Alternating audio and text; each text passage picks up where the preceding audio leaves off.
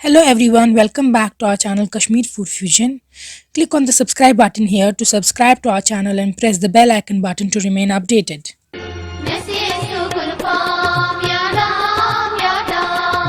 Today we are going to show you how to make Kashmiri style fish curry. ये Kashmiri style fish curry है और मुझगाड़। इसमें हम लोग रेडिश डालते हैं, नदरू डालते हैं और ये काफ़ी पॉपुलर डिश है। इसमें जो ग्रेवी होती है दैट स्पाइसी एंड इसका जो फ्लेवर्स होते हैं that mainly come from the fennel and ginger powder. और यूजुअली ये मस्टर्ड ऑयल में कुक किया जाता है for the authentic touch, but you can use some other oil as well. So जो ये फ़िश करी है ये काफ़ी ज़्यादा पॉपुलर है in Kashmir and we are going to show you how to make it at home. So let's get started with the ingredients first. हमने इसमें 2 KG fish ली थी जो क्लीन करने के बाद, वॉश करने के बाद 2 केजी थी, और 2 केजी ऑफ वाइट रेडिश लिया था, और हमने 1 केजी ऑफ नदरू लिया है and 1 KG of Kashmiri saag. तो for this quantity I am going to show you how much spices we have used here. तो सॉल्ट आपको अपने टेस्ट के अकॉर्डिंगली यूज़ करना है। जो सॉफ्ट पाउडर है वो हमने 2 छोटी चम्मच यूज़ किया है। फिर यहाँ पे कश्मीरी टिक्की मसाला या वर्ड जिसको कहते हैं ये हमने यूज़ किया है। आप देख सकते हैं लार्ज चंक हमने लिया है और ये ऑप्शनल है। फिर जो कश्मीरी रेड चिली पाउडर है वो हमने लार्ज कप लिया है, और 2 बड़ी चम्मच टर्मरिक, 2 छोटी चम्मच जिंजर पाउडर, 10 से 15 गार्लिक क्लोव्स, 10 से 15 ग्रीन कार्डमम, 1 बड़ी चम्मच ज़ीरा, 2 से 3 सिनेमन स्टिक्स, 4 से 6 ब्लैक कार्डमम, और हमने फ्राइड शैलेट से प्रान लिया है टू स्प्रिंकल। हमारे पास जो गार्लिक क्लोव्स थे उसको हम क्रश करेंगे इस मोटर एंड पेसल में। आप इसको मिक्सर ग्राइंडर में भी क्रश कर सकते हैं। और जो हमारे पास होल स्पाइसेस है उनको भी स्पाइसेस को हम क्रश करेंगे इसी मोटर एंड पेसल में। आप इनको मिक्सर ग्राइंडर में क्रश कर सकते हैं, बट फाइन पाउडर नहीं बनाइएगा, बस हल्का सा क्रश करना है। और जो हमारी फ़िश है वो हम 3 पार्ट्स में आपको दिखाएंगे कैसे तैयार होती है। तो you just watch along and cook along. First part में मैरिनेशन होगी and cleaning of the vegetables. तो यहाँ पे हमने क्लीन करके वॉश करके फ़िश ली है और इसको मैरिनेट करेंगे हम विद टर्मरिक एंड सॉल्ट। जो ये टर्मरिक है हमने 2 बड़ी चम्मच और 1 बड़ी चम्मच सॉल्ट लिया है, और ये टर्मरिक सेपरेट है जो मैंने आपको पहले दिखाया था इंग्रेडिएंट्स में, वो आप वैसे ही रखिए। ये सेपरेटली लीजिए turmeric and salt and rub it on each part of the fish. You have to make sure जो फिश पार्ट्स है वो कवर हो इससे। सो अगर आपके पास ज़्यादा फिश है you can use larger quantity of turmeric and salt, but make sure that each part gets covered like this, and then we have to keep it overnight, or you can keep it for minimum of 3 hours. So you have to keep it covered. अब हम reddish दिखाएंगे कैसे clean करते हैं। इस तरीके से हम इसको काटेंगे, जो इसका पार्ट है ये outer part, and we will clean it if it is dirty somewhere.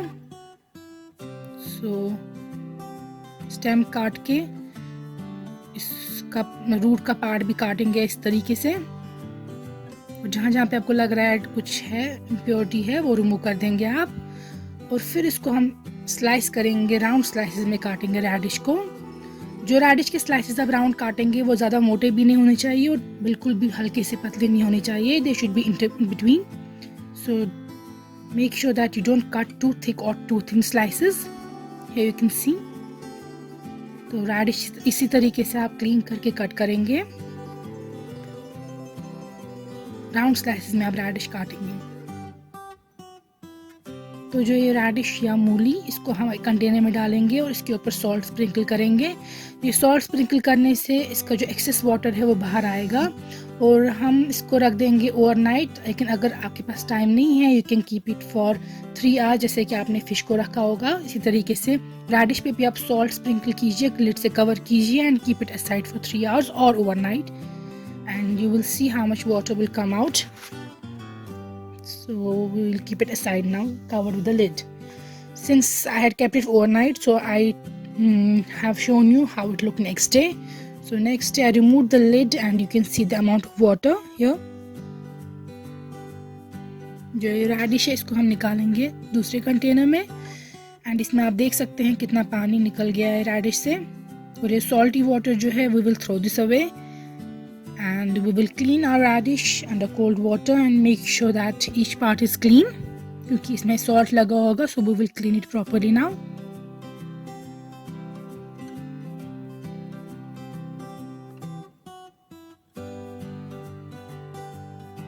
और जो ये लोटस स्टेम है, नद्रू है, इसको भी आप क्लीन करेंगे और फिर काटेंगे इस तरीके से कि आपको चाकू नीचे से ऊपर लेना है, स्लांटिंग वे में काटना है, like this. You have to take the knife from bottom to up. And now you can see our vegetable. साग भी हमने क्लीन करके रख दिया है, वॉश करके। नद्रू और लोटस स्टेम भी क्लीन और वॉश्ड है, and you have cut it like this. अब है हमारा part 2 which is frying of the fish and the vegetables का प्रिपरेशन। तो जो नद्रू है उसको हम डालेंगे वाटर में, और इसमें हम डाल देंगे रेडिश भी। और इसको आप मेक श्योर वाटर उतना हो कि वेजिटेबल्स के ऊपर तक हो। और इनको हम डालेंगे, रखेंगे बर्नर पे, और इनको हम बॉईल करेंगे वाटर में। सो हमने इसमें नद्रू डाला है और लोटस स्टेम एंड रेडिश और मूली, और इनको वाटर से कवर किया है और उसको बर्नर पे रख दिया ऑन हाई फ्लेम। और हम इसमें डालेंगे अब टर्मरिक। तो हम इसमें डालेंगे 2 छोटी चम्मच टर्मरिक के। इससे ऐसा होगा कि जो इनका एक्सेस डर्ट है वो रिमूव हो जाएगा, और ये हल्का सा कुक हो जाएंगे और सॉफ्ट हो जाएंगे। तो जो नद्रू और रेडिश है इसको आप रखेंगे बर्नर पे और बॉईल होने देंगे for 5 minutes in turmeric water. So you can see I've covered it with the lid, and I will keep it on the burner for 5 minutes and wait for them to boil. And इससे as I said जो हमारी vegetables है वो हल्की सी soft हो जाएंगे, cook हो जाएंगे, और में जो भी excess impurities वगैरह है नद्रू में स्पेशली वो रिमूव हो जाएंगी। And now we will throw away this water and wash our vegetables again.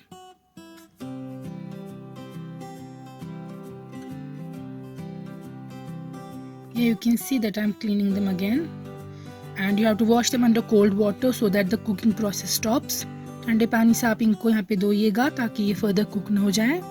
और जो साग था हमारा वो हमने क्लीन करके रखा था, इसको भी हम डालेंगे बॉइलिंग वाटर में। यूजुअली हम साग हमेशा बॉइलिंग वाटर में कुक करते हैं, सो प्लीज़ ठंडे पानी में साग नहीं डालिएगा। आप प्रेशर कुकर में लीजिएगा वो बॉइलिंग वाटर, और उसमें डाल दीजिएगा आप साग। ठंडे पानी में डालने से बिल्कुल हार्ड हो जाएगा। सो गर्म पानी में बॉइलिंग वाटर में साग डालेंगे, और इसमें 1 से 2 क्लोव्स ऑफ गार्लिक डालेंगे।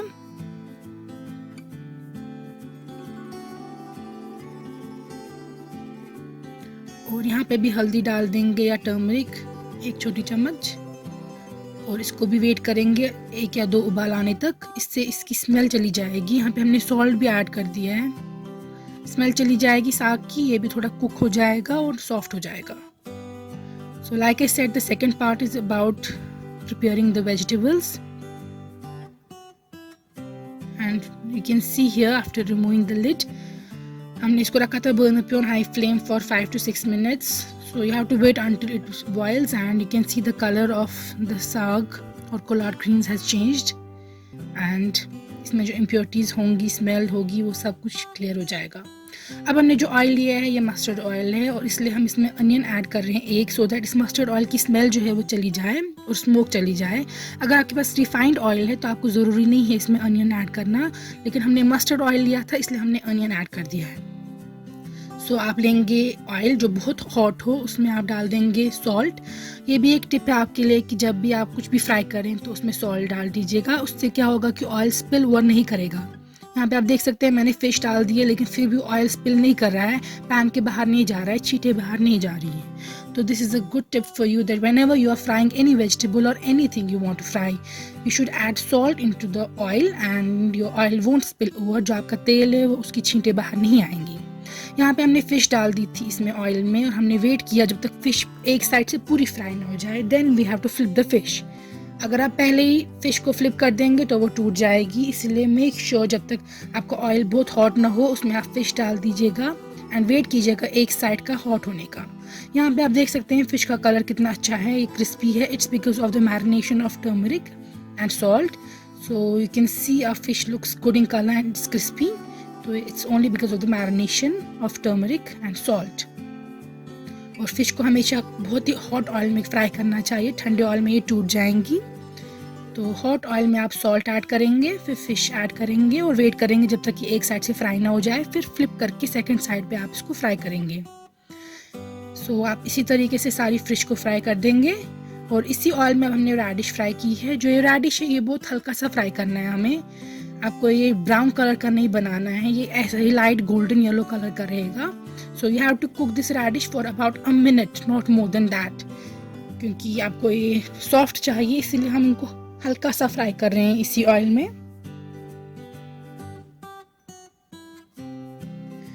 You can see that I have put the radish in this oil and now I will remove it। जैसा कि मैंने आपको बताया, आपको इसको बिल्कुल ब्राउन नहीं करना है, लाइट ब्राउन भी नहीं करना है, बस हल्का सा येलो होना चाहिए कलर में। उससे क्या होगा कि ये जो रेडिश है ये कुक भी हो जाएगी, सॉफ्ट भी हो जाएगी और इसकी रॉनेस जो है वो चली जाएगी। अब हम इसी ऑयल में जो लोटस स्टेम है, नदरू, वो भी फ्राई करेंगे और इसी तरीके से फ्राई करेंगे बहुत ही हल्का सा 1 मिनट के लिए, सो दैट इनका भी जो रॉनेस है वो चली जाए, ये भी सॉफ्ट हो जाए और थोड़ा सा कुक हो जाए। अब हम इनको रिमूव कर रहे हैं। आप देख सकते हैं हमने इनको बिल्कुल भी ब्राउन कलर का नहीं किया है, हल्का सा फ्राई किया है। और सेम ऑयल में आप डाल देंगे साग जो हमने क्लीन किया था पानी से रिमूव करके, और इसको भी आप 1 मिनट तक ऐसे बहुत हल्का सा फ्राई कर देंगे।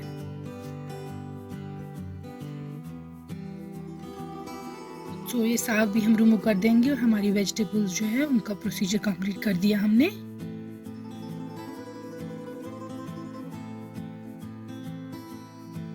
सो जो हमारे पास वर या कश्मीरी टिक्की मसाला था उसको हमने वाटर में इस तरीके से मिक्स किया है। अगर आपके पास ये नहीं है, you can skip adding the वर, आप वाटर में Kashmiri red chilli powder add कीजिए। हमने इसमें वर में वाटर ऐड किया है और कश्मीरी रेड चिली पाउडर का 1 कप जो हमने स्टार्ट में आपको दिखाया था इंग्रेडिएंट्स में, वो ऐड कर दिया है। इन दोनों को अच्छे से मिक्स करेंगे हम और इसको फ्राई करेंगे। वाटर ऐड करने से जो हमारी ये मिर्ची है ये जलने जाएगी, पैन पे स्टिक नहीं करेगी। तो हमने जो वर ली थी स्टार्ट में उसको हमने पानी में ऐड किया और उसमें जो हमने आपको स्टार्ट में दिखाया था इंग्रेडिएंट्स में कश्मीरी रेड चिली पाउडर का 1 लार्ज कप, इन दोनों को मिक्स करके हम फ्राई कर रहे हैं ऑयल पे। अगर आपके पास वर नहीं है तो आप सिर्फ मिर्ची को लीजिए, वाटर में मिक्स कीजिए और फ्राई कीजिए ऑयल पे। तो ये मेन मसाला हमारा जो यही कुक हो रहा है। अगर आपके पास वर है, you should use it definitely, क्योंकि उससे आपका फ्लेवर काफ़ी अच्छा हो जाएगा इसमें, फिश में। तो यहाँ पे हम इसको फ्राई कर रहे हैं और इससे हमारा मसाला मेन बन जाएगा यही। थर्ड पार्ट है कुकिंग एंड इसमें हम लेयरिंग करेंगे of the vegetables and I am showing you how. ये हमारे पास फ्राइड फिश है, ये हमारे पास साग है जो हमने तैयार किया है, nadru and radish. So you can see that I've prepared all the vegetables and now the third part is about layering। So large pan लेंगे आप, बहुत बड़ा large pan, और उसमें हम डाल देंगे पहले radish की लेयर, फिर डाल देंगे फिश की लेयर, फिर डाल देंगे हम नदरू की लेयर और फिर डाल देंगे हम साइड पे साग की लेयर। ये आप देख सकते हैं जो ये साग है हमने ये साइड पे डाला है, बिकॉज अगर आप इस सेंटर में डाल देंगे, जो हम इसको एंड पे स्पाइसेस ऐड करेंगे तो वो साग के ही ऊपर रह जाएंगे। इसी तरीके से आपको लेयरिंग करनी है हर एक की, फिश, रेडिश, नदरू की। और साग को मेक श्योर आप साइड पे ही रखें, जैसा कि मैं बता रही हूँ। अगर आप इसको सेंटर पे रख देंगे तो एंड पे जो हम इसको स्पाइसेस डाल देंगे वो बॉटम ऑफ द पैन तक नहीं जाएंगे, वो सारे स्पाइसेस साग के ऊपर ही रह जाएंगे। तो साग हमेशा कॉर्नर्स एंड पे रखना चाहिए आपको, साइड पे, सेंटर में तो बिल्कुल भी नहीं, साइड पे रख दीजिएगा आप साग हमेशा। तो लेयरिंग हो गई हमारी इसकी वेजिटेबल्स और फिश की। अब इसमें जो हमने कोर्सली ग्राइंड किए थे स्पाइसेस वो डाल देंगे। फिर जीरा जा रहा है, क्रश करके हल्का सा हाथ से डालिएगा। फिर सॉल्ट यहाँ पे आप देख के डालिएगा, बिकॉज हमें ऑलरेडी ऑयल में भी सॉल्ट था, रेडिश वगैरह में भी हमने सॉल्ट में किया था। सो प्लीज़ मेक श्योर आप देख के डालिए सॉल्ट कितना ऐड करना है। फिर हम यहाँ पे डाल रहे हैं शॉन्ट या जिंजर पाउडर। इंग्रेडिएंट्स कितने यूज़ करने हैं वो मैंने आपको स्टार्ट में ही दिखा दिए हैं, ये वही सेम इंग्रेडिएंट्स हैं। अब इसमें जा रहा है फेनल सीड या सौंफ का पाउडर या बादियान का पाउडर। टर्मरिक भी जा रहा है इसमें, आप देख सकते हैं। ये भी मैंने आपको स्टार्ट में ही दिखाया था ये सारे इंग्रेडिएंट्स। तो अब हम वही इसको लेयरिंग के बाद इंग्रेडिएंट्स ऊपर डाल रहे हैं। और ये जो हमने क्रश किया था गार्लिक क्लोव्स, ये इसकी सबसे ऊपर जा रहा है, आप देखिए।